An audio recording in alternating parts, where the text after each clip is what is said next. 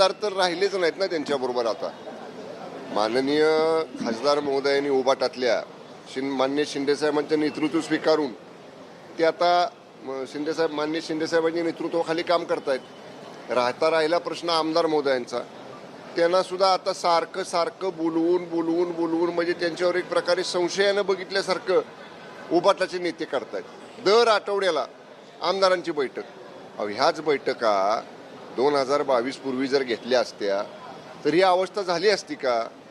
म्हणजे त्याच्या अगोदर 2019ला तुम्ही आता बघा, एका बाजूला युवराज उभाटाचे आदित्य ठाकरे साहेब सारखं साहेबांना, आमच्या शिंदे साहेबांना मिंदे साहेब, मिंदे असं म्हणतात. मिंदे कोण झालं हो 2019ला? काँग्रेसचं मिंद कोण झालं? मुख्यमंत्री पदासाठी काँग्रेसची तुम्ही मिंदे झाला आणि पक्षाची वाट लावली. तुमच्या चिंध्या कोणी केल्या? ज्यांना तुम्ही मिंदे म्हणताय त्या शिंदे साहेबांनी तुमच्या चिंध्या केल्या ना. तुम्हाला चिंदे करून टाकलं मान्य शिंदे साहेबांनी. त्यामुळं कसं आहे, त्यांना आता उशिरा ह्या सगळ्या गोष्टींची जाणीव व्हायला लागली. उशिरा सुचलेलं शानपण जसं म्हणतो का नाही आपण, त्यातला उभाटाची अवस्था झालेली आहे. पण आता सगळी पायाखालची जमीन त्यांच्या सरकलेली आहे. बेस जनाधार हा त्यांना राहिलेला नाही. मला सांगा, 2022ला आम्ही मान्य शिंदेसाहेबांच्या नेतृत्वाखाली भूमिका स्वीकारली. लगेच यांनी सुरू केलं, माझा पक्ष चोरला, माझे वडील चोरले, माझं हे चोरलं. 2024ला आम्ही जर चोरलेला पक्ष असता तर लोकांनी त्या पक्षावरती शिक्कामोर्तब करून आमचे 60 आमदार निवडून दिले असते का? जनाधार हा मान्य शिंदेसाहेबांच्या नेतृत्वाखाली शिवसेनेला आहे. हे सत्य स्वीकारा म्हणावं. हे सत्य स्वीकारायला ते तयार नाहीत आणि अजून सुद्धा जुन्याच भ्रमामध्ये उभाटाचे नेते आहेत. आणि मी सांगू का आपल्याला प्रामाणिकपणे, सकाळी 9चा त्यांचा भोंगा जोपर्यंत बंद होत नाही तोपर्यंत अशीच पडझड ही उभाटाची होत राहणार आहे. कितीही त्यांनी बैठका घेतल्या तरी त्या बैठकांचा शून्य परिणाम होईल. तुमच्या पक्षाचे नगरसेवक रमेश म्हात्रे यांनी डॉक्टरांना गंभीर स्वरूपाची मारहाण केली आणि त्यांची पार्श्वभूमी पण अशाच पद्धतीनं गुन्हेगारी स्वरूपाची राहिलेली. कुठल्याही शासकीय अधिकाऱ्यांना, कर्मचाऱ्यांना आणि विशेषतः वैद्यकीय सेवेमध्ये रुग्णांची सेवा करणाऱ्या वैद्यकीय अधिकाऱ्यांना अशा पद्धतीची धक्काबुक्की मारहाण करणं योग्य नाही. आमच्या नगरसेवकांना निश्चितपणाने या बाबतीतली उचित समज पक्षाच्या नेतृत्वाकडनं दिली जाईल.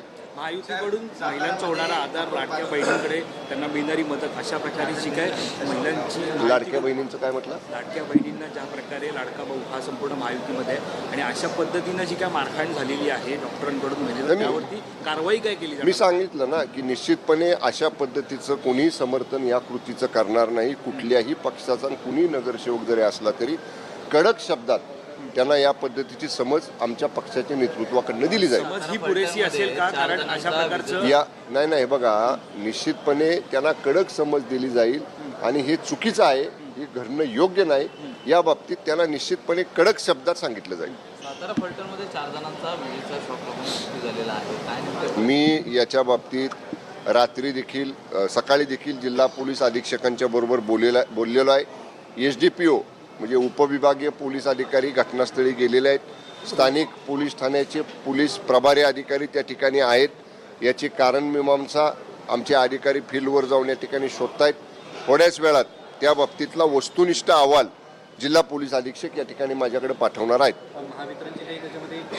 अहवाल थोड्या कदाचित 1 तासाभरामध्ये पोलीस अधीक्षकांचा प्राथमिक अहवाल म्हणजे सकृत दर्शनी फाइंडिंग्स काय आहेत, त्या कारणं काय आहेत, त्याचा अहवाल 1 तासाभरात माझ्याकडं पोलीस अधीक्षकांकडनं येईल.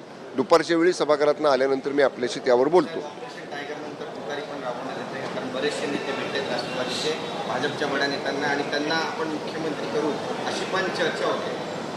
साहेब, ऑपरेशन कुठलंही सांगून केलं जात नाही. त्यामुळं ऑपरेशनमध्ये जे डॉक्टर असतात, सर्जरी करणारे, ऑपरेशन करणारे, त्यांनाच फक्त माहिती असतं की आपण ऑपरेशन करणार आहे ते. त्यामुळं असे ऑपरेशन सांगून होत नाहीत. आपण आता पाहिलं, याच्यापूर्वी ऑपरेशन झालेली कळाली नाहीत.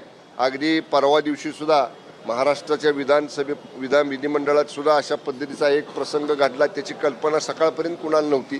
त्यामुळे ही ऑपरेशनची प्रक्रिया निरंतर चालू राहणार आहे. कायदा जो आहे तो महाराष्ट्राच्या दृष्टीने किती महत्त्वाचा याच्यामध्ये बघा, आपण स्वर्गीय R.R. आबा गृहमंत्री असताना आम्ही सुद्धा त्यावेळी सभागृहामध्ये आमदार होतो. त्यावेळी आपण डान्सबार विरोधी कायदा कडक केला, कडक नियमावली केली.